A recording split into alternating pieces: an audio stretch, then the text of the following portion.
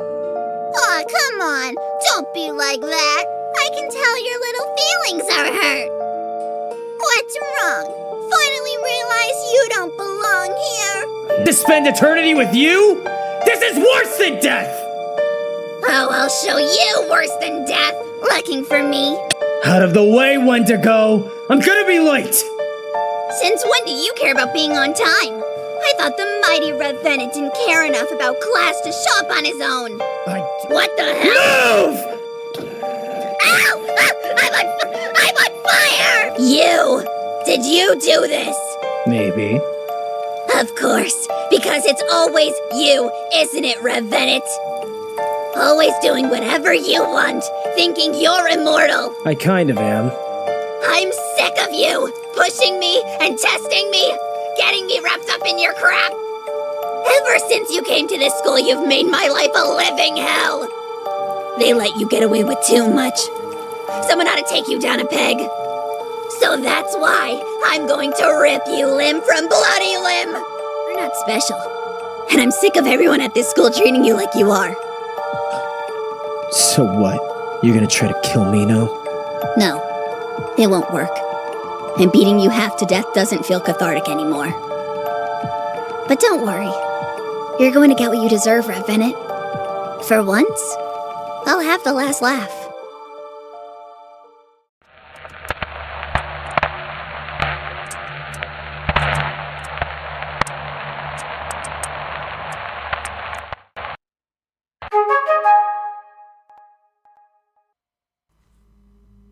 Good morning, Seekers! Thank you for waiting such a long time for this Wendy Indigo video that, well, some of you have requested in the poll as well, and I am quite excited because, as you all know, Wendy is one of my favorite characters to discuss, and that has been written within Freak Show in general as well.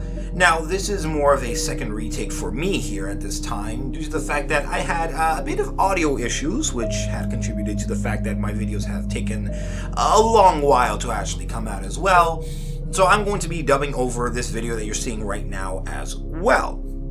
I was thinking of recording the whole thing, but I felt that this was a bit more appropriate, and you can see my little avatar here jumping up and down while I am discussing this.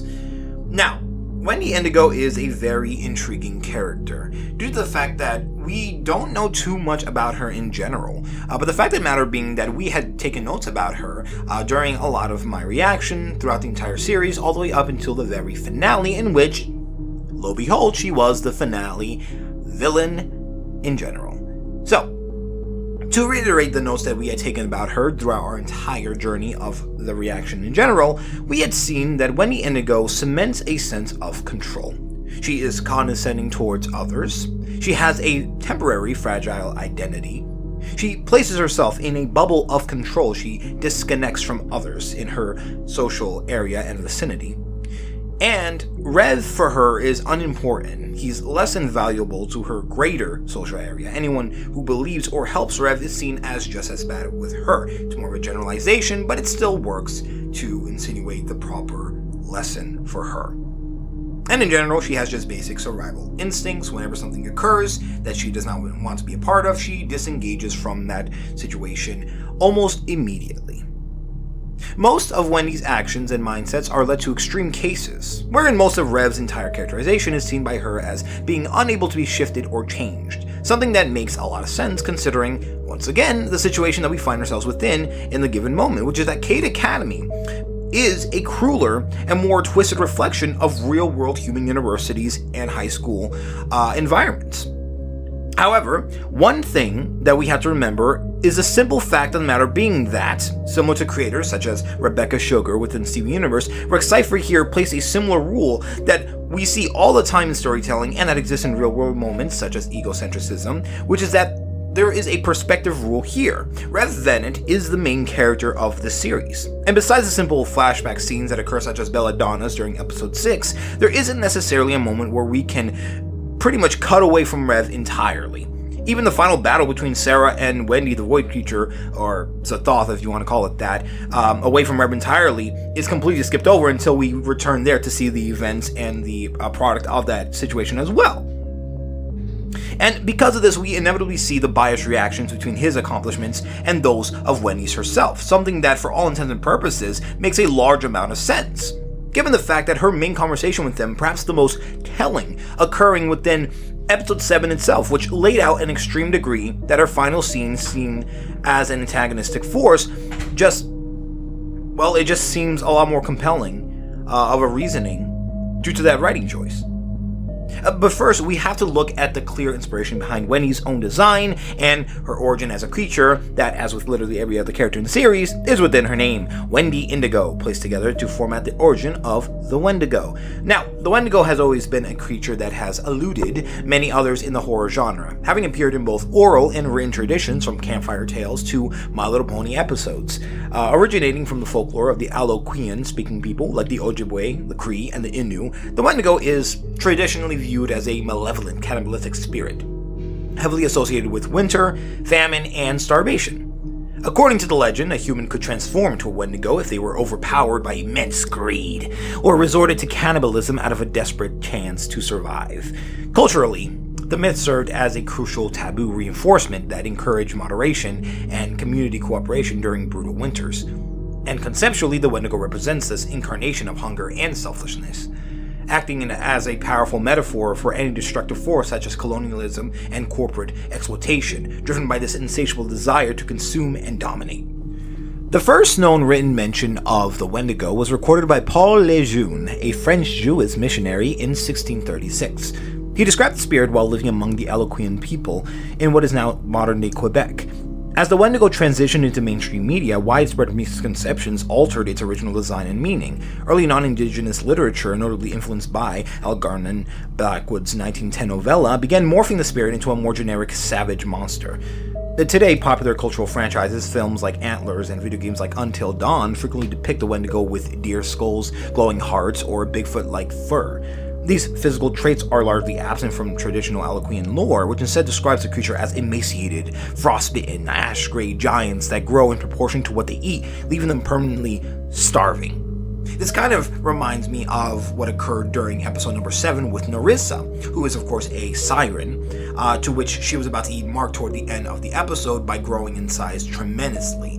And that is something we see with everyday monsters in general, showing that the traits aren't necessarily just for the Wendigo, but insinuating that everything else that we've seen can be attributed to Wendy as a character in general. The contemporary use of the Wendigo in media is subject to ongoing debate regarding cultural appropriation. Many scholars criticize a horror game's tendency to misinterpret the legend, noting that it often strips away the myth's cultural context merely to create an easily defeated monster for non-native protagonists. However, the contemporary indigenous authors are reclaiming the narrative to explore complex themes. Creators like Linda K. Hogan and Nathan Adler use the Wendigo in their works to interrogate those issues of spirituality and political exploitation, utilizing the monster as a literary device to critique social cannibalism, inner turmoil, and the destructive nature of unchecked greed, something that we will come back to when it comes to Rev. In that end, we can perhaps understand a bit more about why Wendy was sent to Kade Academy, as Wendigos aren't a set single spirit like Bloody Mary, but a group of these concepts given true form, and as such, we can place her in the same light as Sarah, who is a seraphim/angelic being who abandoned those that she was supposed to guide and protect, leading to many deaths along the way, which is a good twist on that angelic creature. But what about a Wendigo? Well, we could make several guesses as to what exactly caused her placement within the Academy itself. Most predominantly, it would be what most Wendigo, as per legend, are capable of doing, which is the punishment of those who participate in the sin of greed and of cannibalism within those that it deems worthy of such punishment. This is usually consuming people, possessing them, or transforming them into its own kind. Or even, in certain interpretations, bringing them to the brink of madness. Which makes sense, honestly, considering the fact that Wendy's absolutes is the capacity to mimic the voices of others, something that blends Wendigos more in line with the modern interpretation of the Skinwalker from the Maho tradition. But despite this, we can probably assume that she judged a person unfairly and punished them as they were. Or, perhaps more understandably, it was just part of Viviana's plan for her rehabilitation for all monster kind in general. Still, in knowing this, we can start her portrayal. The first time we see her is in the pilot, where she is within Professor Baba Yaga's class for alchemy and potion making, wherein she denies Akuma yokai is seen next to her, saying that it's already taken and calling him a loser. Now, for bully standards, there is a clear sense of gain from the action, not necessarily for the sake of being a horrible person, but as we will see later on with Wendy in her explanation to Rev about her position in the Academy, we are going to see that there's more to it than just that. There's a complexity to the way that she essentially, in a sense, acts, but also her belief system in general.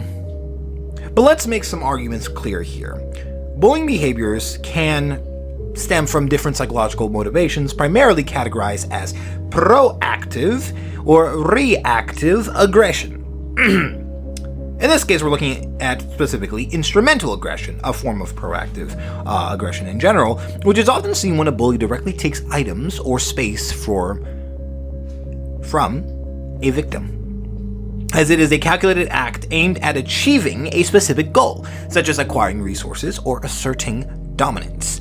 This type of aggression is not necessarily driven by anger, but by the pursuit of a desired outcome, like gaining attention, material rewards, or just social power in general. We made note in our video that when it came into Wendy's entire degree of reasoning behind her actions, it was in a chance to separate herself from any trouble or attempt to mitigate some level of fear to stop people from pretty much distracting her or, in a sense, disconnecting her from the school itself.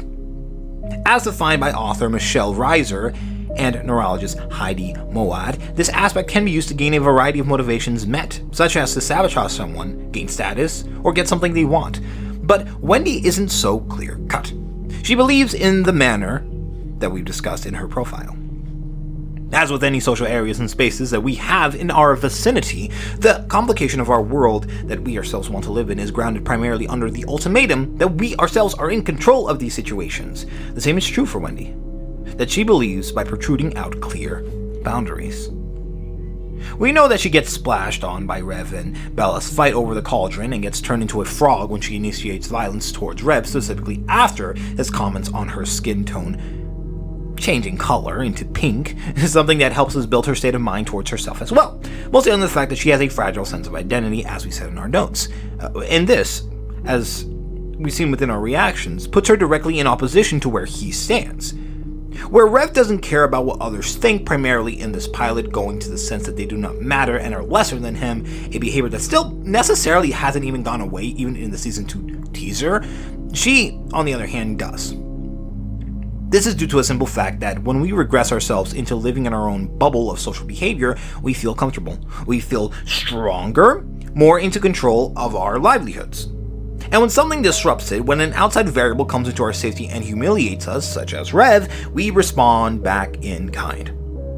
Now, I've said this before, and I'll say it again, but Wendy is an active aggressor, just as much as Rev is a provoker. But this does not mean that either or one another is right or wrong of the given circumstances that they've placed within themselves as well. You could also argue that Wendy is a reactive aggressor due to the fact that Rev is also a provoker, but either or will put her in this active standardization after the pilot as well.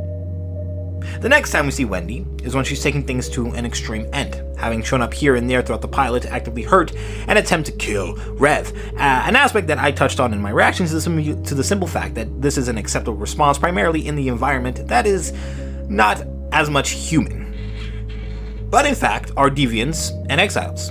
So, as such, her more brutish nature falls in line to what the school is meant to teach her, and gives Rev what I would call an external opposition to much of his journey towards accepting this place as his own.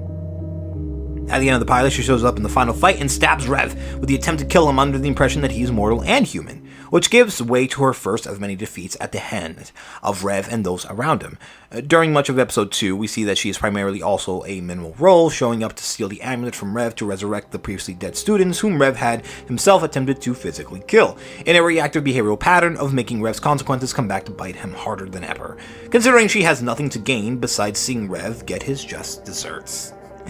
But as we know, he does not fully digest the lesson and continues his ways because, you see, as we know about Wendy, she's a very reactive person. She is caged under the aspect of causal behaviors.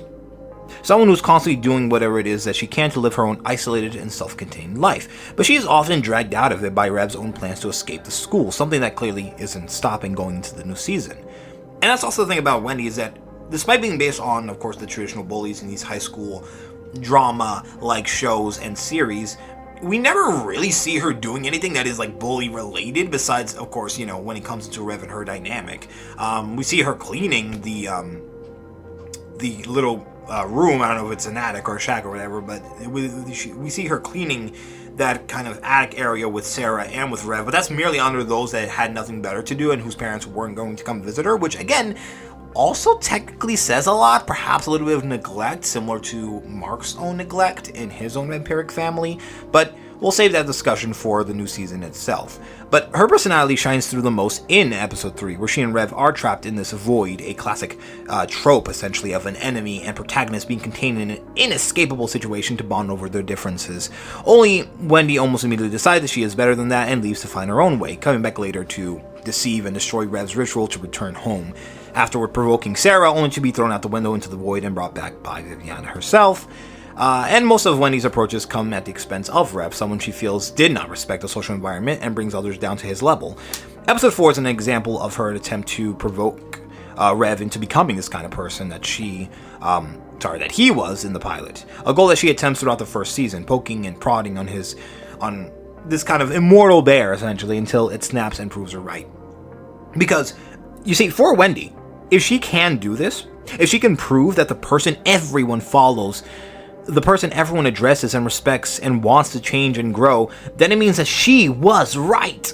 That her actions are justified. Not that she is hesitant or regrets anything, but it means that she herself is the one who will have that last laugh. Because if Rev does something that is bad, if Rev is shown to be a student that should not be followed, then it just proves that everything that she did was correct.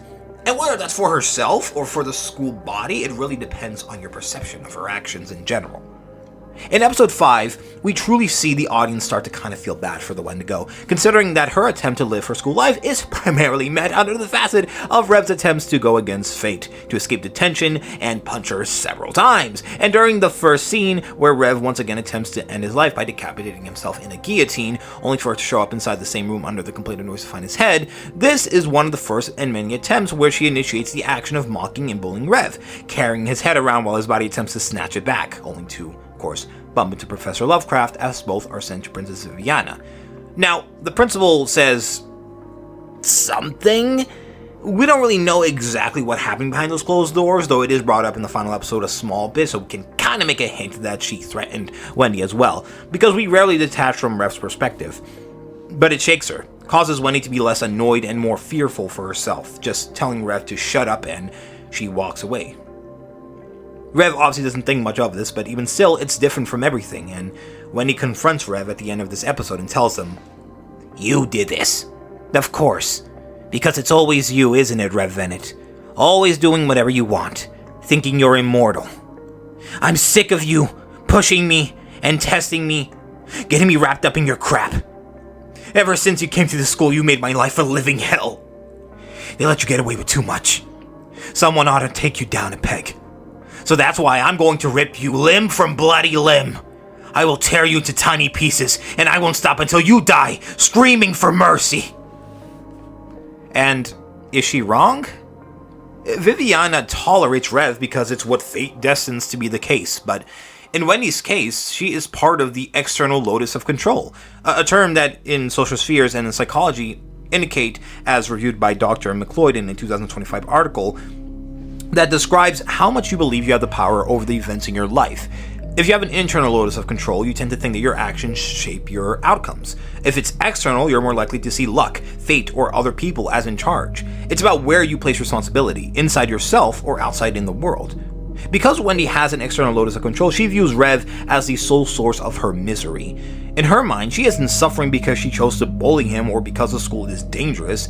She is suffering because Rev himself exists. When he infects her with a virus or blows up the school, she doesn't see a series of accidents or a chaotic MC. She sees a deliberate force of nature that is targeting her life. Normally, a bully might realize that Picking on a monster who is willing to blow up a school is a bad idea. However, someone with a external locus of control often ignores their own role in the cycle of violence. She doesn't see her mocking Rev's decapitated head as the trigger for this jointed detention or the escalating tension. No, instead, she views that detention and the subsequent closed-door fear from Princess Viviana as things Rev did to her. The fact that she came out of Principal Viviana's office shaken and fearful suggests that her external locus of control has shifted from annoyance to survival, the last point in her notes. She no longer sees Rev as just an annoying, remorseless kid. She sees him as a dangerous catalyst that is bringing down the system, which in this case is the school and Principal Viviana herself on top of her. Again, Wendy is still a person who hurts and bullies others, not necessarily in a circumnavigated manner based on social response, but in a more reactive stance towards those around her. In episode 6, she only shows up at the end as a matter of gaining insight to the fact that Rev is planning on getting an Necronomicon, and also to view his dynamic and relationship with Belladonna, using her trust in him as a catalyst of the lie that he is giving her, something Wendy sees as an opportunity. Episode 7 is one of the best moments in the show to describe Rev's actions towards Wendy and to give us a kind of NPC player situation wherein our own choices, the catalyst of events that follow our wake, affect those around us more than not. And if people are truly pure good or pure evil, the choice remains in the hands of those that pave the way, no matter what. Hanapuri, one of the resurrected students, gets resurrected again, only to try and get revenge on Rev for killing her again, despite it technically being Mark's fault. And he hides in a classroom without knowing that Wendy is in there with him, and begins to speak before she probably says one of the best dialogue and characterizations in these series. What, Rev? I hate you, Rev. Shut up. I want to make it clear. I don't hate you for turning me pink, or throwing me through a mirror, or any of those other stupid circus acts you pulled. I hate you because you're still here. Every week you break something, you burn something, you tear apart the school more than any other student has, and yet you're still here. You do whatever you want, break as many rules as you like, and yet you still live on. You still exist. Do you think you're the only one who wants out? That you're the only person who hates every second of their life? You're not special. And I'm sick of everyone at this school treating you like you are. No, it won't work. And beating you half to death doesn't feel cathartic anymore. But don't worry, you're going to get what you deserve, Rev Vennett. For once, I'll have the last laugh. So you better remember this. Remember how much I hate you. I want it to be the last thought that passes through your mind. In behavioral psychology, if a behavior, in this case bullying, no longer provides a reward, feeling better or powerful, the behavior stops.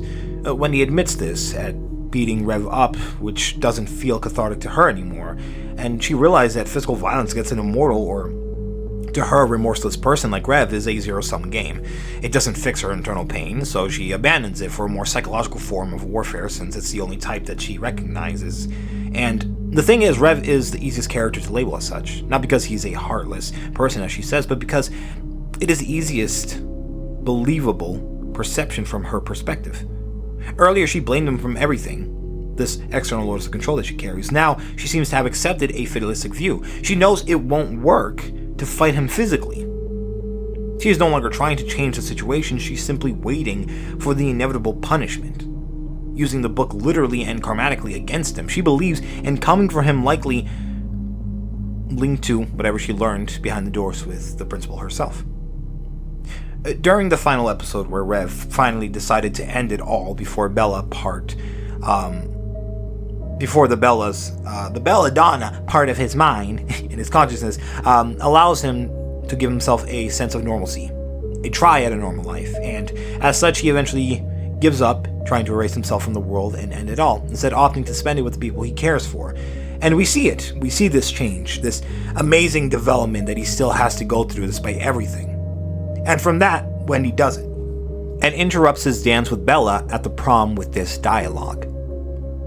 Rev Vennett, what do I want? What do I want, zombie boy? What the hell do you want? I thought you wanted to die, and yet here you are, still alive and dancing with the witch. Oh, cut the crap, zombie boy. I know about the book. I knew it ever since I saw that glint in your eye in the field trip. That Necronomicon, that was your ticket, wasn't it?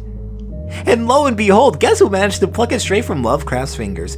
Why, it couldn't be anyone other than the great Rev Vennett himself. I mean, of course he'd be the one to pull that off. No one ever shuts the hell up about you. So picture my surprise when I saw you set up your little ritual, getting everything ready to finally make your grand escape, only for you to get cold feet in the last second.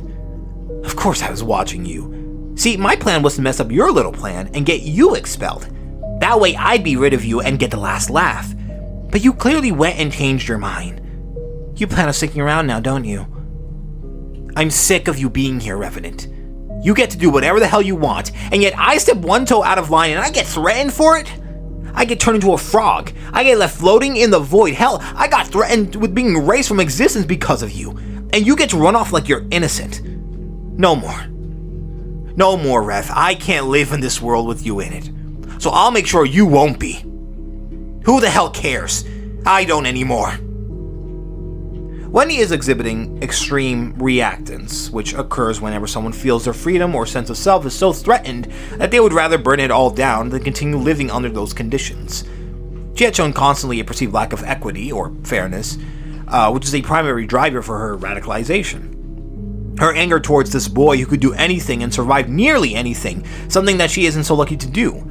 And these small moments are an annoyance, the way any bully is written against their protagonist. But for her, he is godlike. He is so untouchable that not even Viviana, the principal who threatened her own disappearance, seems to be at all impacted by his existence. Rev's character growth, accepting others, wanting to live, is actually a threat to Wendy's worldview. She had defined him as a monster, an easy category, who deserved to die. Seeing him enjoy a dance with Belladonna causes this cognitive dissonance, this disconnect from her. She uses the Necronomicon to force him back into a role of conflict because she can't stand that he might actually move on while she is still miserable. Because she did not see it. Did not see those changes, those moments, those small little considerations for his friends. And, well, Wendy is making this massive error in effective forecasting, which is predicting how one will feel in the future. She believes that stopping Rev will finally bring her peace, or this last sense of justice for herself. However, by saying that she'd rather choose to summon Sothoth, she reveals that she has reached apathy. She isn't looking for a win anymore, she's looking for an end to the cycle, even if it destroys her too. And that is the tragedy. Wendy is so hyper-focused on Rev's immortality and special treatment that she, ironically enough, becomes the very monster she accused them of being, someone who does whatever they want without regard for the consequences, ultimately losing herself to the entirety of this process. And even still, even at the end, despite the escalation of her actions, the narrative, in a sense, was the true enemy.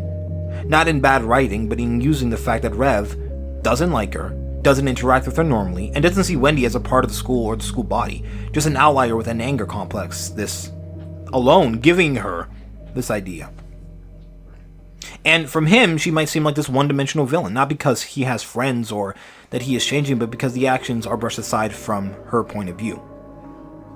Egocentrism in psychology is defined as the cognitive inability to differentiate between self and other, causing individuals to perceive the world solely from their own perspective. And, in a sense, this is a mirrored universe held up against Wendy and Rev. This pilot version of the later suffering from that concept within this world of humans and monsters, normality and forced compliance, freedom and constriction, as Wendy holds this to an extreme degree as well, because she wasn't there to see his development like we were. And she still sees Rev as a bully, in his own right. Someone who pushes consequences aside, and both are bad. Obviously, both are bad in their own right. But even still, there is a center to it all. A connection of attempting to mitigate a small fraction of fairness that ultimately does not exist. Is she evil? No. Is she unreasonable? Possibly. Is she misunderstood by Rev? Most definitely. Wendy Indigo is a tragic study in identity fragility masked by a desperate, aggressive need for social control. She operates from a rigid, external locus of control, viewing herself as this primary victim of a world and a protagonist that refuses to follow her rules. To Wendy, Rev Vennett isn't just an annoyance. He is a psychological glitch. whose survival and blatant disregard for consequences expose the hollowness of her own status. Her arc is a descent from proactive bullying used to maintain her bubble, to a nihilistic breakdown fueled by realization that her suffering is invisible to the person causing it. Ultimately, she is consumed by existential envy, choosing to sacrifice her own autonomy to a monster rather than exist in a narrative where she is an insignificant outlier. Wendigos punish those with greed, who consume others, act in self-interest. And Wendy does this, acts as an executioner for this characterization, but she isn't omniscient. She isn't all-knowing, and she can make errors, like anyone else in this school. Perhaps the reason she's there. Wendy is essentially a victim of invalidation. Every time Rev brushes her aside, he reinforces her belief that the world is unfair as she claims otherwise. She is a false judge, a false executioner, and a false protagonist.